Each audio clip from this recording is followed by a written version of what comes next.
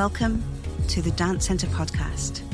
I am your host, Claire French, and I'm joining you from the traditional unceded territories of the Musqueam, Squamish and Tsleil-Waututh peoples, also known as Vancouver, Canada. I'll be talking to dancers, choreographers and other members of the dance world here on the West Coast to find out more about their creative work and practices and to discuss what it means to us to be dance professionals today. Thanks for joining us. Marissa Wong is a Chinese-Canadian dance artist who has the privilege to create, play and share on the unceded territories of the Squamish, Tsleil-Waututh and Musqueam nations, also named Vancouver, BC. She received her postgraduate studies through Alonzo King, Lines Ballet and Ballet Austin. Her engagement with the Vancouver dance community has demonstrated her capability to produce, perform and host works. Marissa is invested in continuous learning and growth. Her work reflects her observations of the human experience. She strives to change the systemic structure in dance through the facilitation of inclusive and sustainable arts spaces. Marissa is currently the artistic director of the Falling Company, formerly The Response. She was previously a member of Two Big Steps Collective, which she founded in 2015. In addition to choreography, she has produced performances for her self-choreographed solo Departure and co-hosted performance Split Bill with Warehouse Dance. She acknowledges the continued support from Canada Council for the Arts, BC Arts Council and the City of Vancouver. Hi, Marissa. Hi, how's it going? Good, good. Thank you so much for joining us. I'm delighted to be able to talk to you today about some of the transformations you have made and your career developments. Mm-hmm. And in the capacity of your role as artistic director of the Falling Company and your up-and-coming show at the Dance Centre in April. So there's so much we can talk about. But I think what would be really lovely to hear from you at this point is a little bit of your history just to lead us up to you becoming artistic director of the Falling Company, and maybe just a little bit about what that has entailed for you. I know it's been a little while, but it's also quite new as well. Yeah. So I'd love to hear a little bit about how that all happened, if you don't mind sharing that. Yeah, totally. I was appointed artistic director in 2021, and yeah, it's been a kind of crazy, wild ride since then. I knew Amber when I first moved back to Vancouver, and she was one to connect me to the community.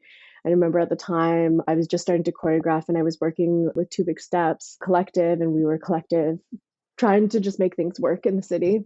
And I remember seeing Amber at that time and just going, what's the system, help me, give me resources as to how to navigate this freelance life. And then a couple of years later, or actually many years later, I was asked to interview for the role of taking over her company, which was totally a surprise and exactly at the right moment in time where Two Big Steps and COVID, and we were just feeling exhausted with the collective and just ready for new changes as both humans, but also as a group. And so that came in at the most appropriate, peaceful time. Fantastic. Can we go back a little bit just for the listeners who might not know quite? So we're talking about a transition of Amber Funk Barton's company, The Response, as Amber was looking for somebody to take over that company and interviewed a few people, Marissa being one of them. And then Marissa took over what was The Response at the time and renamed the company The Falling Company. So that's where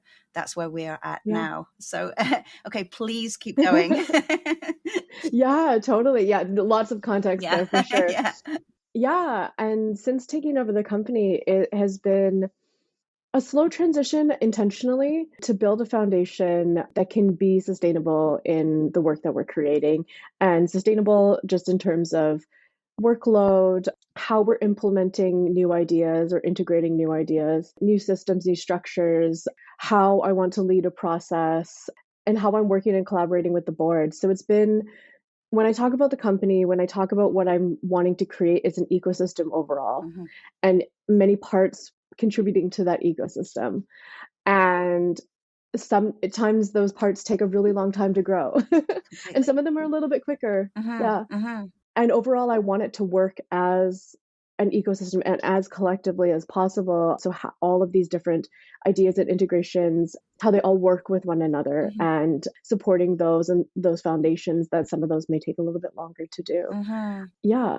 So you're at the same time you're maintaining a freelance career, and we'll get onto that as well. But I wonder if we could just go back a little bit further, and maybe you could weave into a response to this question around your career path, including some of your training, and how you might, reflecting back on that, take in this moment. I'm sure you do this often, of arriving at an artistic director of a company. Like, was this always part of your vision? Was this something that only came into your visioning land and your visioning world when the opportunity arose? That kind of context, because I think there's a lot of interesting, there's all this serendipity that happens in the world for us if we're ready for it and open to the opportunity. Yeah. But there's also the kind of our paths veering away from what we thought we wanted, what we thought we were going to be doing in life. And I just feel like you're at a great, almost crossroads, but almost like a roundabout. So I wonder if you could maybe just backtrack a little bit, help people understand how you came to be in this position, and then talk about whether that aligns with your vision, your long-term vision, like since you were a child dancing, or if it's a new thing. Yeah. So I started off in classical ballet. I'm sure that's what people want to hear too. Yeah, like super structured, rigid classical ballet, and really, really on that trajectory of being like a company dancer. I was doing so many summer intensives in the States. I was doing point work, every day, and, for 4 hours a day, and then 8 hours a day of just full on ballet. And I really wanted that dream. But I think when you talk about this and you talk about my trajectory as a career, it's also included a trajectory of coming into more of my personal self and really aligning with that too. And so while I was on this ballet track of what I thought I wanted to do, or kind of maybe what other people imposed on me to do, I was always going to the studio late at night and, improvising or doing some contemporary kind of works or choreographing on my own. And then I ended up going to Lines, which was the first time, Alonzo King Lines Ballet, which was the first time that I really had the opportunity and agency where they asked me, what do you want to do? Or, what is the port de bras that you're going to be doing? And so, I was asked to make shapes and arm structures that were different than what the conventional kind of language that I knew at that time. And I couldn't. It was really impossible. I had to face the self of going, is it possible to move outside of the grid? Is it possible to move outside of that rigidity, that structure that had been embedded for me so long? And as I was on that journey and as I was choreographing, I continued to find my voice, and I continued to maybe regain my voice back because I had lost a lot of it while I was in this classical ballet regimen. And I started to understand that I always had this leadership role about me, this way of joining a group together, whether that was for a dinner party or whether that was for a choreographic opportunity. And so that led me into more and more opportunities. And it was really when I was living in Montreal, which was the year before I moved back to Vancouver. And I was working by cleaning studio floors in exchange for studio rental and choreographing and trying to bring people together and hosting events, where I realized, oh, this is actually so much more in alignment with my path, and things became so much more easeful. Because it felt like it aligned with my values as a human. It felt like I was contributing to where I wanted to in my community. And it felt way more aligned, especially as a woman of color in dance. And a stronger position for me to use my voice and use my power. And so then I came back to Vancouver. I gathered a group of humans together. We started Two Big Steps Collective, which ran for about 5 years or so, as we were in our early stages of our career.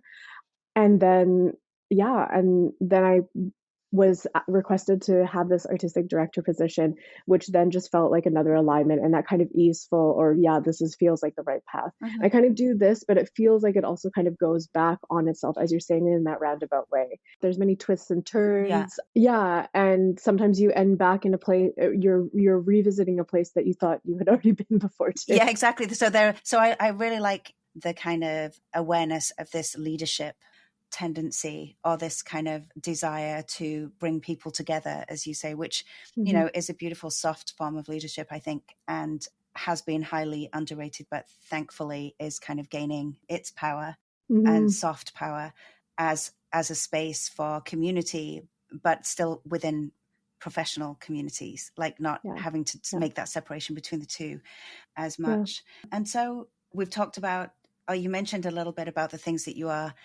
in right now with Falling Company, and you mentioned new ideas, and I'm assuming new creative ideas, but there is also a big part of your work, I think, and what you were implying there is that ideas also probably around systems, and those systems might not be just about work. They might not just be just about the choreography or the artwork outcome itself. It's also about how companies run, right? And how that's organized. Could you talk a little bit about that? Because in your bio, you do mention, and I asked you about this earlier before we started the interview, just around your idea of changing the systemic structure in dance by facilitating inclusive and sustainable art spaces. And I'd love to hear just a little bit more, because I feel like that's multi-layered, of course, multifaceted. And I feel like I just would like to give you this platform to talk a little bit more about that sentence. Yeah, thank you. Yeah, those are big words, and I want to acknowledge that. And I want to acknowledge that in a bio, I want to be able to open up the space for conversation of saying, what does that mean for you? Or what does that look like for you in the company? So when I sit here and I think and I close my eyes and I go, what does that mean for me? It starts off with a lot of personal exploration, and it starts off with the clarity in which I find within myself so that I can be that softer, stronger leader that you're expressing. So some of those ways in which I do that internal work to then let it transfer out into all of the artists, all of the organizations, all of the creative spaces that I'm interacting with are in the ways in which I communicate, the boundaries that I'm working with. So finding clarity in values, and that includes company values as well. And we've had to make some decisions with myself and the board actually recently about some really big opportunities for ourselves and having to say no to them because it didn't align with the values. And in saying no to those big opportunities, it actually allowed us to be in maybe a smaller scale of what we thought the project would be, but in a lot more thoughtful of a way, or a lot more of a way that is sustainable so that everyone is not overworked, or it's within the scope of what we can do financially, or it's in the scope of what we can do capacity levels.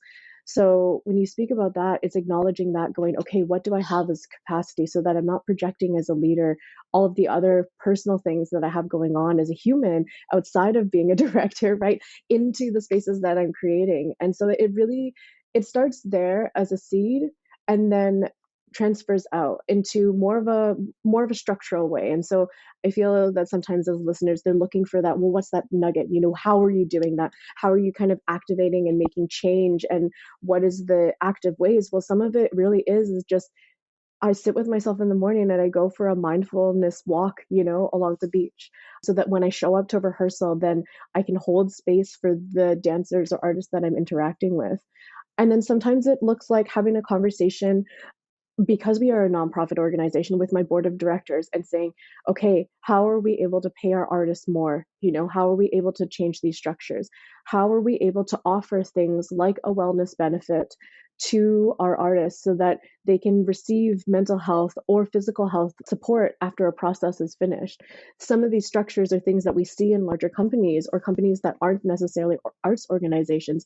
How can we start to implement that into what we're doing? And so that we can create, when we're talking about sustainable, like I said before, we can create a ecosystem that is renewable, and so that it's not normalizing burnout. It's not normalizing the conversation of underpaid artists. It's not normalizing overworking, and also how we're engaging in process. The way that I talk about it too, saying I'm a person and with many vulnerabilities and insecurities, and I am navigating, or I am interested in building a process, that we'll talk about later, probably about Family Room, but this is what I'm interested in, and this is how I'm engaging in it. And I'm not talking about it from a place of knowing, or I'm not talking about it from a place of maybe one would say ego, right?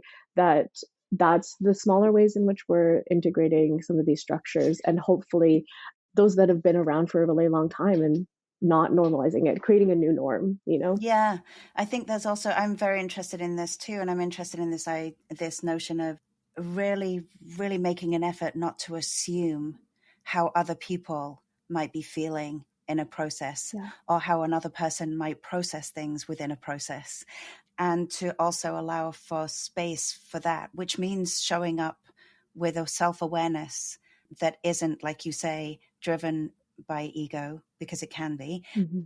so that all needs are met as far as is realistically possible within an artistic Yeah. process, and with that is contained because it's craft and it's art making, so there's a real, Mm-hmm. there's a very tentative balance, and that's different for each person. Some people are For very sure. clear at Yeah. making those boundaries and have worked those out.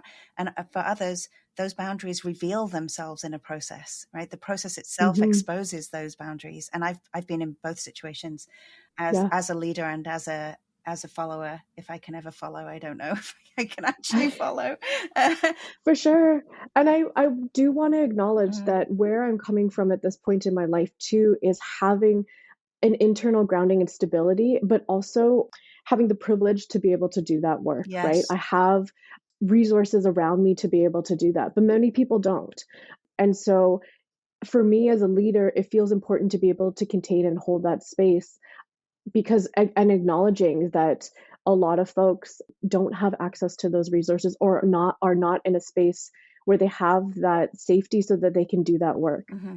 And so how can we be mindful that, yeah, like you said before, about not making assumptions and asking for consent, and the ways in which we're communicating to one another, especially in the precarity of a dance career, and especially in the precarity of a dance career that is built on scarcity too, Yes. right? Yes. So then it really, and it's hard, it's really, really difficult. And Mm. so that's what I'm saying, is that when we're making decisions, specifically financial or opportunities, or, how we're doing it, how do we create that so we're moving away from that scarcity mindset, so that we can create more abundance, so that folks do have more resources to be able to show up in a more thoughtful and caring way with one another, and that just creates an overall ecosystem.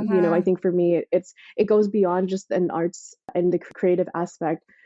And I've Yeah. used the analogy already about, having a dinner party, but ultimately it's just about creating that community for me overall, Hmm. and coming back to that. And yeah, sometimes it doesn't look like financial too. Sometimes reciprocity for us looks like, me standing up for myself and saying, someone wants to do an interview, or someone wants to have me lead a conversation, and I'm going, okay, if the organization or the people that are asking or requesting don't have access to maybe some of the financial resources, what's a way in which we can create exchange or create a dialogue, so that everyone can feel empowered, and that everyone can feel that they are valued, right? Yeah. And it doesn't have to still look like that kind of capitalist way of just exchanging money. Yeah, and I think with that comes this idea, you've mentioned scarcity, but there's also scared. There's also being Yeah. scared. And so how do we also manage and renegotiate relationships with each other when we are in positions of paying somebody? Like Yeah. people feel like they can't speak up because somebody is paying them, or because this is a job. Those kinds of, that Hmm. transactional relationship is like, Hmm. I think it's important that we, like you are, looking at it for in the field we're in, that we take care of the whole self as much as possible, and ask other people to do the same for themselves. Like give them the Hmm. tools. So that for me links back to the amount of experience and impact that being a freelancer has on your ability to recognize and to bring about these changes. Because I think an independent dance artist is aware of all of these components, because of how many projects and how many different experiences a freelance dance artist has to have in order to survive, to keep that title, if you Hmm. like. Hmm. So I wonder if you could speak maybe a little bit, transition maybe, or segue, what you think that might have taught you. I think one of the things you've already expressed is that it kind of empowers you because you've been there. The dancers that Yeah. you work with, you've been in that position as well. But then maybe switch a little bit into the kinds of freelance projects you are still doing. Totally. A little bit like your work with Corporeal Imago Mm-hmm. and lots of other independent contracts you take on. Maybe we could segue into your experiences there. So how the independent dancer life you have influences your artistic directorship and vice versa. For sure, for sure. I feel like sometimes I have this alter Yes. ego, where, I have the Falling Company's Instagram in which we, create media and things and posts for that. But then I also have my personal Instagram, which is just filled with circus videos of me training And I've in watched some of them. acrobatics. I've watched Yeah. them. They're amazing. I Yeah. applaud sometimes. Thank you, thank you. Yeah, doing partner acrobatics and aerial rope, which just feels like such a crazy segue from what I was doing in ballet, but also kind of similar, but a lot of unlearning in that way. Yeah. So I guess that's maybe one of the first things that I would say about freelancing is the unlearning, right? The unlearning of a lot of the assumptions, a lot of the structures that I knew. Like I said, I grew up in a Yes.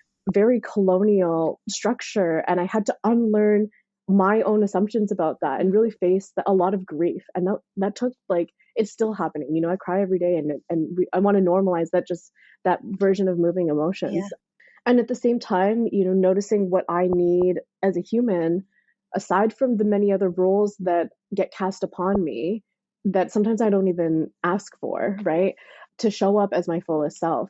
And that includes freelancing, that includes, engaging in this new form of contemporary circus arts. And I was just saying this the other day, while training, is that what this form of movement has done for me, because I took a little bit of time off after doing ballet. I did a couple freelance contracts. I was working with Alvin Tolentino, and just kind of other ones in between. And I was saying that what this new form of acrobatics and aerial work is doing for me is actually just helping me find pleasure that's unrelated. It is related to my dance career because I do perform in it, but the training and in ways in which I'm finding that for myself is just finding pleasure back into movement. Like, that's Beautiful. not related to maybe the communities in which I engage with normally.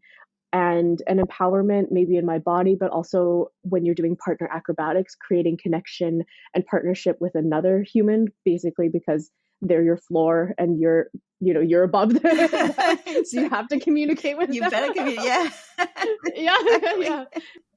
And so, yeah, it feels like it's a teaching and learning of finding that balance and finding what I need and the ways in which I need to show up in the many ways that I have to, and the different versions of myself too, right? Yeah. I have the director version. I have the version of myself that's talking to you from my home right now. I have the version that's a romantic partner to someone that I love dearly. I have one that shows up for friends and family and stuff. Yeah. And I can see this, we're kind of segueing into also the work that I'm doing or the creative works in which I'm creating, Great. because Family Room is the piece that we're about to talk about. And that piece is specifically about my experience in the world. But I think in addition to all these roles, I get to find a little bit more balance and then find out where those boundaries or where those capacity levels waver in the ways in which I show up for each of those rooms. Mhm. So that I'm not just a director the entire time, And I think that will also keep changing, right? That will mature. Like For sure. that will Yeah. keep as you adapt, as your projects change, as the work changes, you will grow inside of that and plateau. There'll be all of those Hmm. stages, which is really exciting. Let's talk about Family Room. Let's keep Yeah. going. Yeah.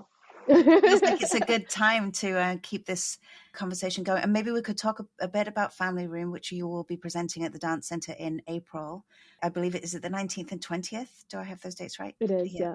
Yeah. And maybe we could talk about some of your previous work, if you would Yeah. like to. But let's start with Family Room, because a couple of things I'd love to make sure we talk about in this is your collaborators and your relationship with them.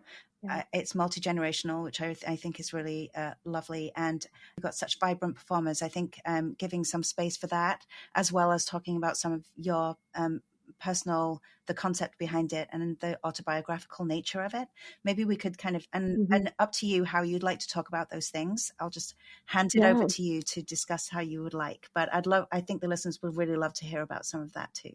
Yeah. So this work first began when I was actually probably around the time that you and I were talking last time, and I was working on a solo called Departure. And in that solo, I was reading about the body keeps the score. I was navigating my own trauma that I had experienced and putting it on stage in an improvised work.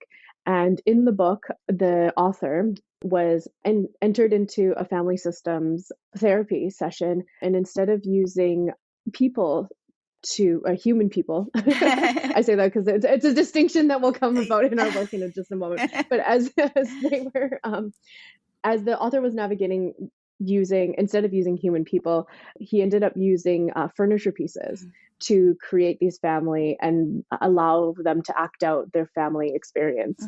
And so that gave me the idea to find a way to do this in a work. And at that time, shortly after that piece, I was asked to do the fall choreographic series at EDAM. And I created 4 solos with the artists. And I went, okay, I'm going to create relationships with furniture pieces, and we're just going to start there. You know, we're going to start research, and so we created these 4 solos. It was a great show. It was a really lovely. It was still COVID during that time too, so we were creating kind of without physical contact with one another, with the human people. Yes, objects. Even though objects we were interacting okay. with the sanitized objects were fine. people. Yeah, it was. We did sanitize that couch a lot, yes, almost every time. So yes, so we created these 4 solos. And then I was moving through into the next phase of the process, into a next phase of research through Left of Maine, and also seeking support and mentorship with Raina von Waldenberg as I was incorporating theater elements into movement. And it was something that I started a little bit with my solo, but hadn't done in a process with other dancers. And so I was going, okay, this feels important. We're obviously using props, but it also feels important that we're building character work or we're building voice work into this piece, and how to train the dancers, but train myself and build a process around that. And so I'm still creating these solos. We're building characters. You know, the characters each have their own horoscopes. You know, we're just creating names from that. And it was Reina who had pointed out to me, because all while going through this, my parents are going through a 5-year-long process in a divorce. And I went, it's about other people's families. It's not about my own. I just want to create these relationships and demonstrate that on stage. And Raina kind of just looks at me, and I can give you a face, and maybe I'll just describe what this face is, but just kind of a little dumbfounded kind of, duh, Marissa, it is so obvious that it's about your own family. Like, you're just creating, like you're navigating this piece, and it's for sure about you and you as being the child and your 2 parents. And in that moment, it was so obvious, and it became so much more. We talk about ease, and I'm talking about ease and just knowing when I'm on that path. And as soon as that happened, I went, okay, here are the ideas. Here's how we're going to create that. It just became so creatively useful. And so I pivoted the piece, and we ended up moving from 4 dancers to 3. The current 3 dancers that are in the piece, which is Justin Calvadores, Tamar Tabori, and Shanna Wolf, and they play out my parents as well as myself. And yeah, the distinction that I'm bringing up, the human people, is that these 3 artists play out these characters for me in this work, but also each of the furniture pieces correlate to a parent as well. So we have the mother couch, a father lamp, and a child rug. And reasons for some of that being, the mother being a sturdy, supportive environment, but gets sat on a lot. The rug kind of getting walked over, but just more of a fixture and not actually a actual piece of functional, furniture. The dad, the lamp needing power, needing resources to be plugged in from other people or, other things, a little bit more precarious, and doesn't necessarily have the ability to balance on their own. And as I was navigating this, and we talk about the work, we talk about, how I'm coming into directorship at this time. And I am also, what was poignant for me is that I grew up in Port Moody in a very white suburban neighborhood.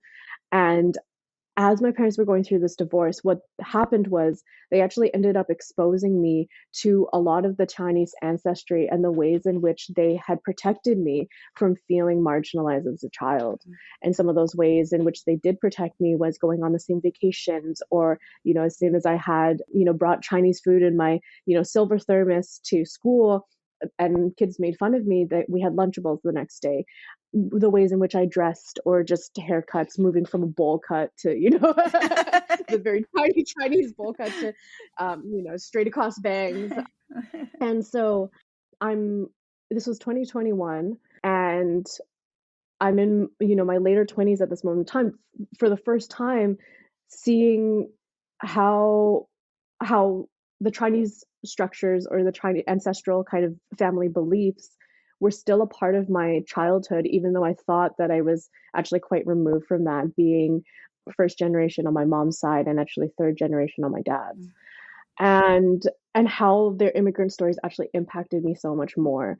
And so that looks like, going back to what we talked about at the beginning, which was how I came up into dance, was feeling a lot of obligation, feeling that I needed to be in control. And then, obviously ballet really aligns with that kind of values that are, cultural, but then also aligns with this kind of way of moving into the world. Some of those other ways are just that perfectionism. And so you can kind of see how things are aligning as I talk about this work, in terms of also what my history was and coming in and out of it. So a lot of my journey as a human has also meant that I have had to undo or unlearn, and then come into a new version of what that power, or new version of what this history looks like for me. And that appears in the work as I'm coming into a new version of what a process looks like for me. I'm moving away from, maybe some of the techniques and movement that I've had previously, and integrating new ideas, which feels like it aligns with just the diversity and the ways in which we're communicating, or the ways in which performance can be. So it becomes a little bit more multidisciplinary than just, one art form at a time. Yeah, beautiful. I'm thinking of the connection between three things are kind of swirling around in my brain, but it's almost like there's also a kind of integration of the unlearning and the discovering the self at the same Mm-hmm. time. And that this is both objectified and subjectified in the objects and the subjects in the piece, quite literally, in both, Yeah. but that there's a space that's created between those, so that the kind of, I don't want to say tumultuous, but the kind of like rise and fall of mood swings, or like as things surface in a family Mm-hmm. and then are squashed down, is also, I mean, these are all like beautiful either analogies or metaphors for Mm-hmm. process, right, as well. Yeah. Yeah. Yeah. So, and also I'm sure building the characters with the dancers before you realize that it was a personal story is extremely useful, because again, this idea of objectifying Mm-hmm. is in the work so that you can cope with Yeah. the process. So I'm also Mm-hmm. mentioning this partly because I understand in the marketing of the or the, yeah, I mean, it is marketing, but not sensational marketing, but but Mm-hmm. the Mm-hmm. just on the event page on the Dance Center website, it says that there's a talk back with a counselor. Yeah. I think it's really important to mention for two reasons. One is you've already talked about this, the personal aspect of this story. So not just for you, but the fact that it will touch on many people's own experiences. I'm from a broken home, Yeah. as they call it, which is, I think it improved things, to be honest, for me personally. Mm-hmm. But so broken home is kind of a very loaded term, but it exists. And so I think there'll be many things that happen in the work that will trigger people for Mm-hmm. their past. But then there's also this idea of having a counselor present for a talk back, because of what you talk about in your bio about these systemic changes. And so Mm-hmm. inviting Yeah. a counselor into a talk back scenario is a space where you are showing that, Yeah. you're leading Yeah. that, right? Yeah. You're showing that it's not just about talking about the artwork. We're going to be talking about, knowingly talking about things that the work is expressing. And Right. while you have protected it for an audience because it's your personal story, Mm-hmm. and you're dealing with that obviously as you go through the process for yourself, the counselor being there is an offering to the audience, Yeah. and so Yeah. I think it continues, right? What I really love about that is the process continues, and it draws Yeah. attention to the fact that it will continue for each audience member. And I'm Yeah. going to use a horrible word, but I'm going to say it should continue. After seeing an artwork, it should continue for that audience member. I feel Yeah. like we have an opportunity as artists to create work that people continue to think about and relate to beyond the confines of that theatre space. So Yeah. I feel like that's a really important thing to talk about beyond the kind of personal story. It's the space where getting personal in your work is also a possibility and offers opportunity for the audience to also bring about their own reflections and address issues for Yeah. themselves. They don't Yeah. necessarily have to share them with you. Yeah. Yeah. And they're not left They're at not. home after the performance, just on their own. In addition to having that talk back, if it doesn't feel that, an audience member can stay for that portion of the conversation, we also offer, we have a list on our website, continued, a list of low barrier counselors as well. And so to offer the audience an opportunity to say, hey, there's access out there, or let us help support, let us normalize that there are resources that can become available, and the conversation starts here. And yeah, as you said, it is knowingly, that everyone has a relationship to family. And I think it's important when we're doing that for this process, but it feels important for me to integrate and include in future processes as well. Having that conversation where everyone can kind of get out of their seats and sit around, this couch. And we did have a preview excerpt of that last April where we had that opportunity. And I was incredibly floored by the amount of vulnerability and capacity and space that the audience was able to share with a random group of humans. Mm-hmm. Yeah, it just brought a conversation that felt like it could continue. It brought a way of feeling like it can support, we're not just supporting those in which we're engaging with or those that we're employing, but also those that come and see the work or those that come and take classes as well. It really is fostering that community, fostering that ecosystem. And I think one of the other ways too is having conversations like these, including the audience in the process, including audiences, in the vulnerability of what this work is, so that they don't just come and have an assumption of, okay, there's this whole beautiful thing.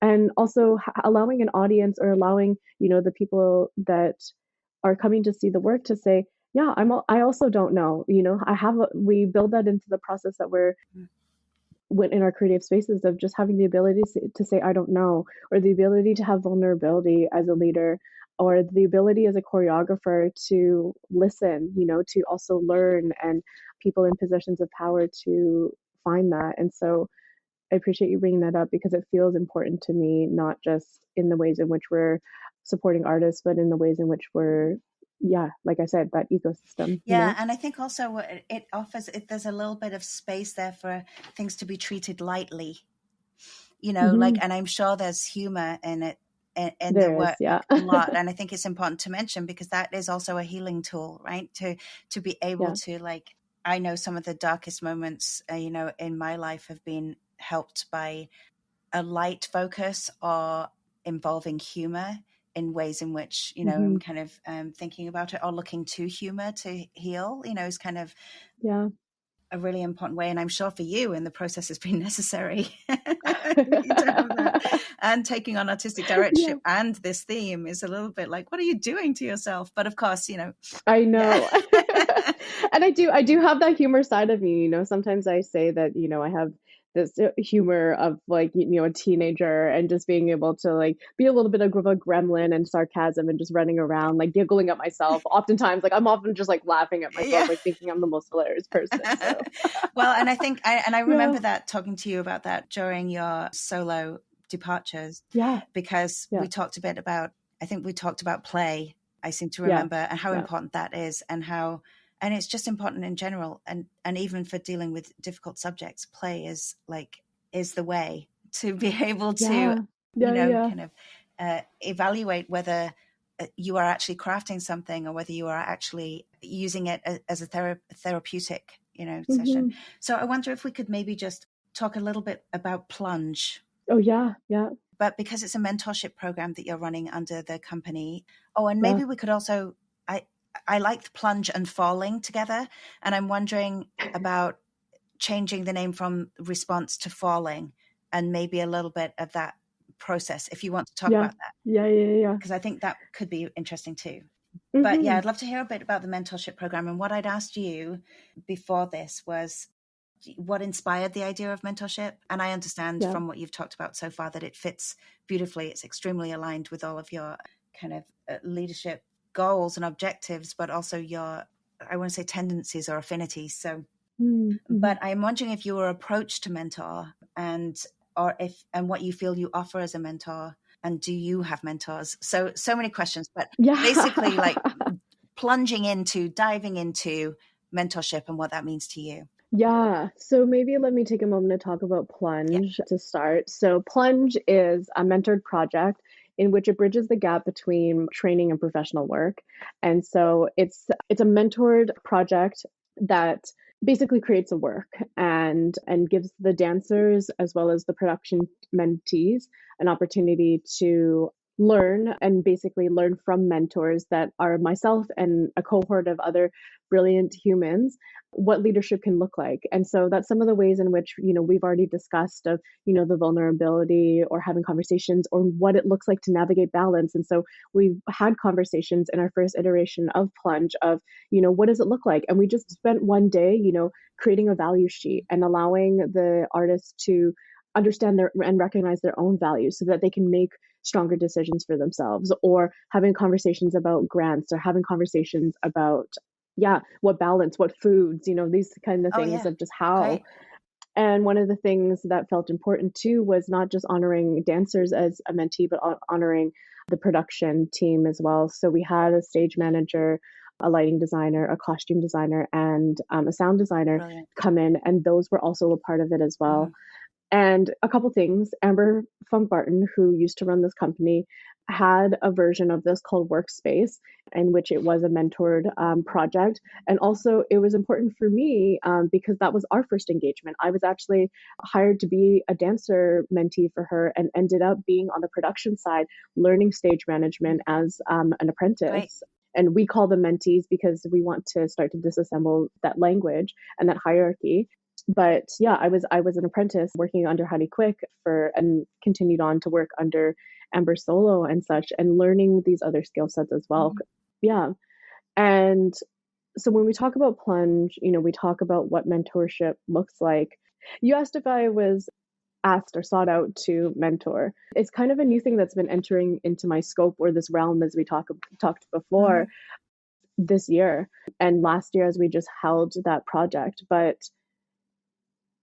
I come at a mentor experience of sharing the things that I have Yeah. experienced and learned in hopes of not continuing that harmful and normalization of a career. Mm-hmm. And so I come at it from the experiences I've learned as a freelancer. I come at it from the experiences I've learned in ballet and saying, how can we change that? How can we normalize more care for ourselves, but also for one another, and building that self awareness as we have already talked about too.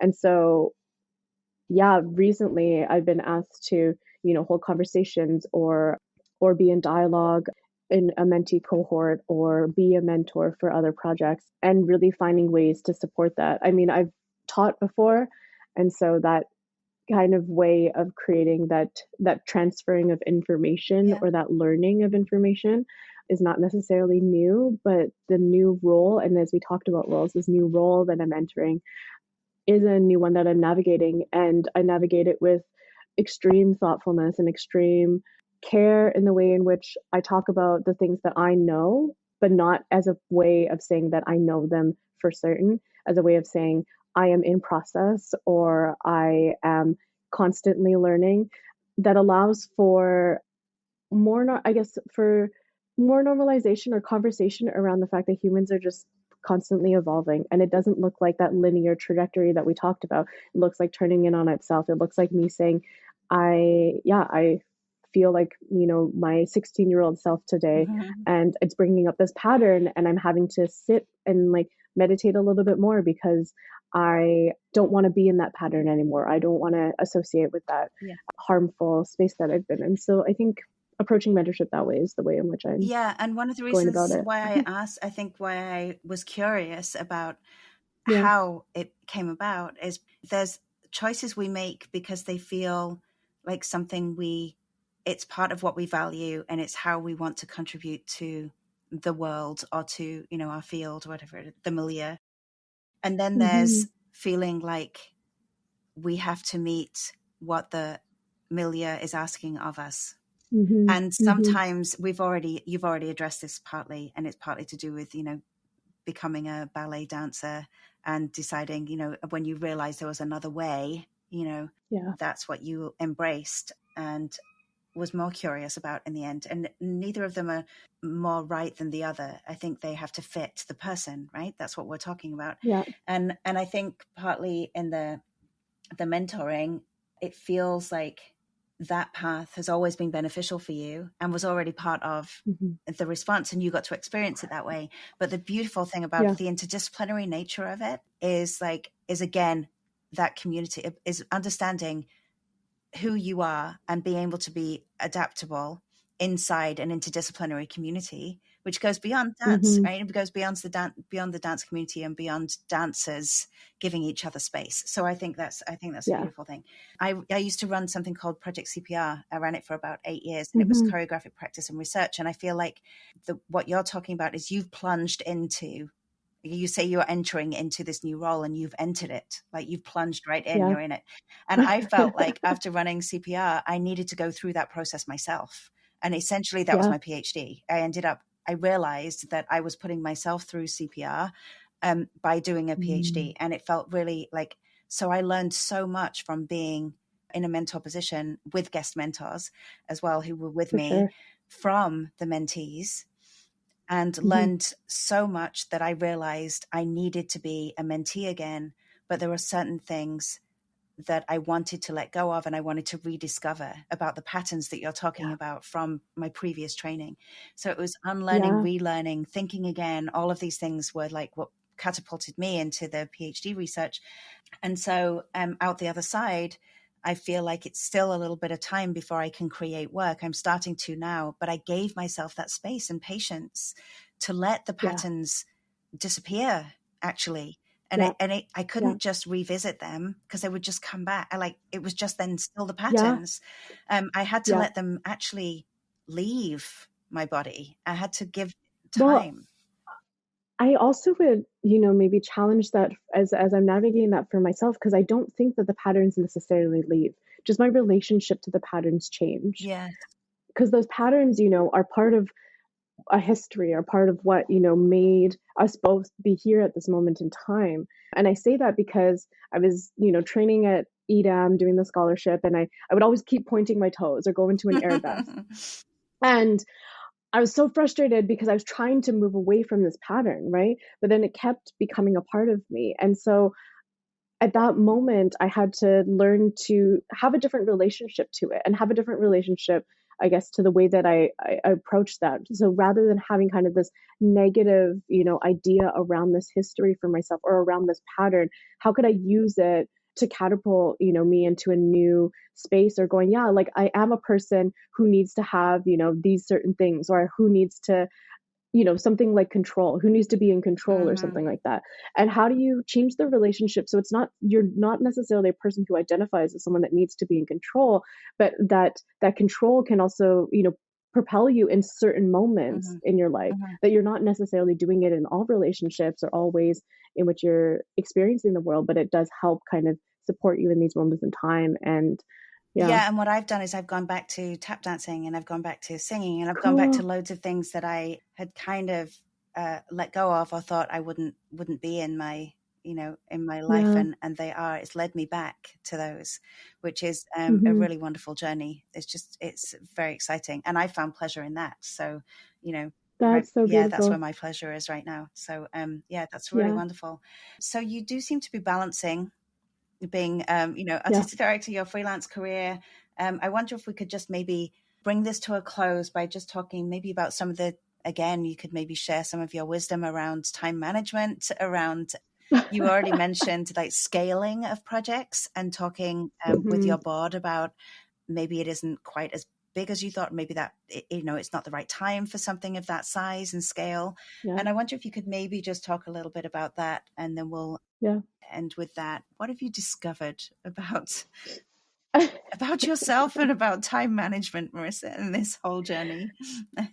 Oh, I think it goes beyond time management, Claire. And I think we're sitting here kind of giggling because we As know we that it know, goes yeah. beyond just that. Yeah.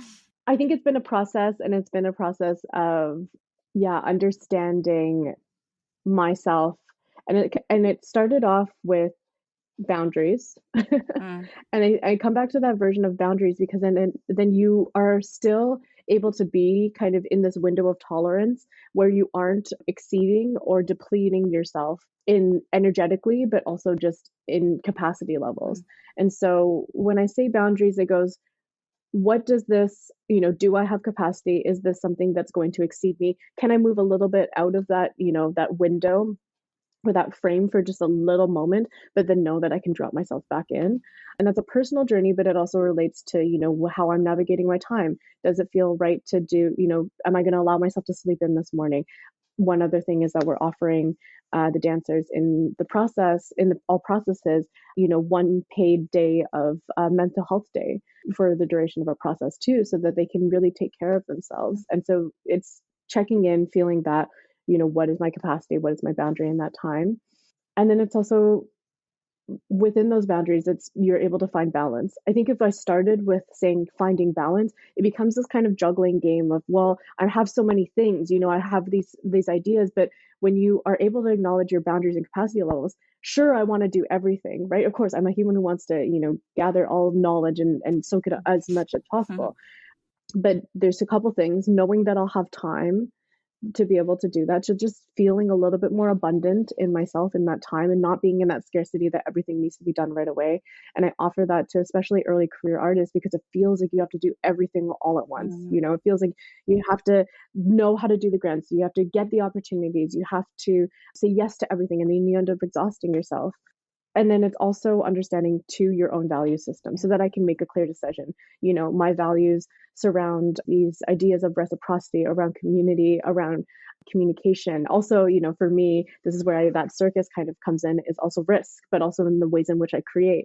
So understanding those values, and adventure is another one. Those values is, okay, I become so much clearer as a choreographer. I become so much clearer in what I'm saying yes to. Does it align? Is this opportunity only touching on, they may not touch on all five of your values. mm, Maybe it's only three out of the five, but then you can say, yeah, it's three out of the five. Maybe, they're not paying me as much, but I get, yes.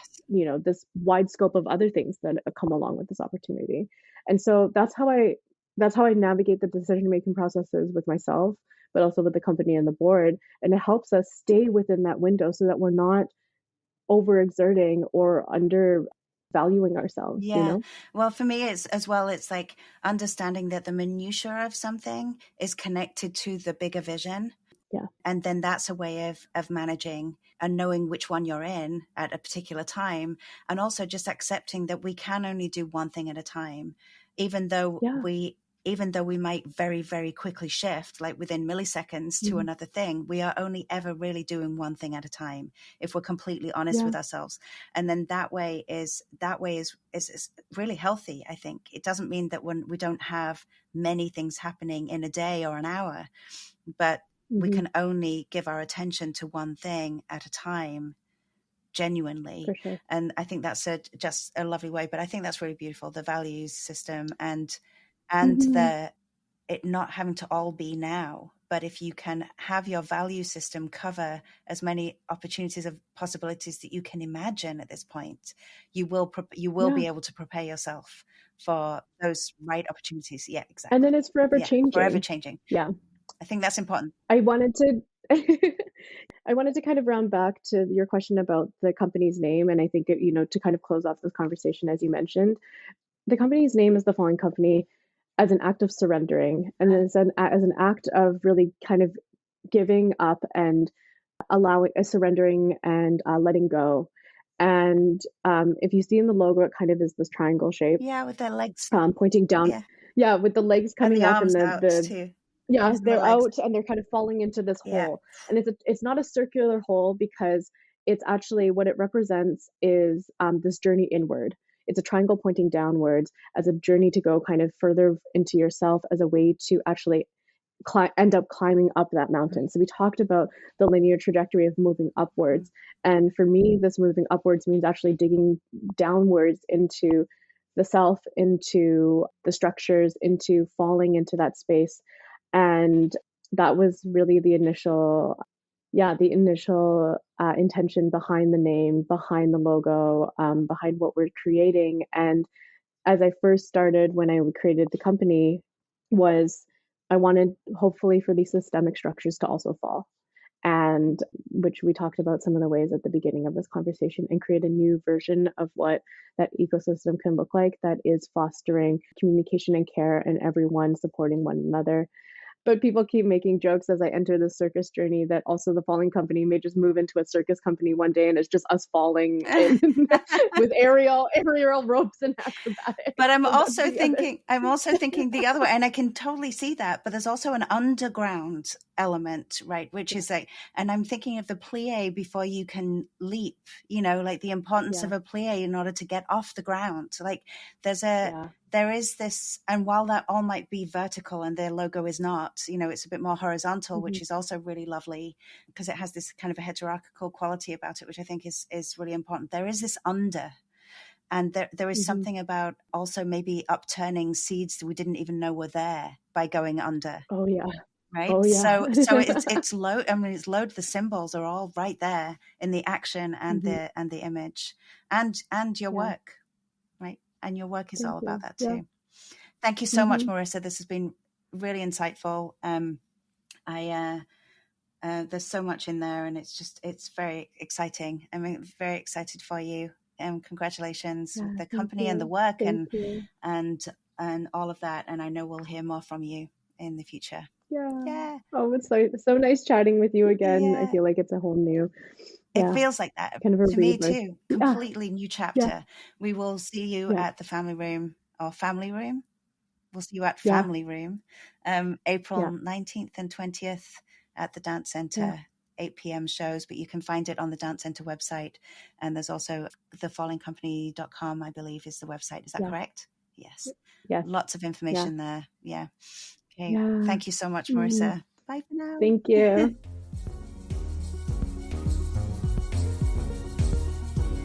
Thank you so much for listening. We would love for you to subscribe, rate, and review wherever you get your podcasts, as this will help other listeners find us and help us to grow our dance audience. We'll be back next month. In the meantime, you can follow us on Facebook at The Dance Center, Twitter at Dance Center, and Instagram at The Dance Center BC. And if you'd like to support our work, please consider making a donation. Just go to our website at thedancecenter.ca, where you'll find extensive information about our upcoming programs and events. The music for the Dance Center podcast was composed by James B. Maxwell. Always a pleasure to connect with you through dance. Until next time.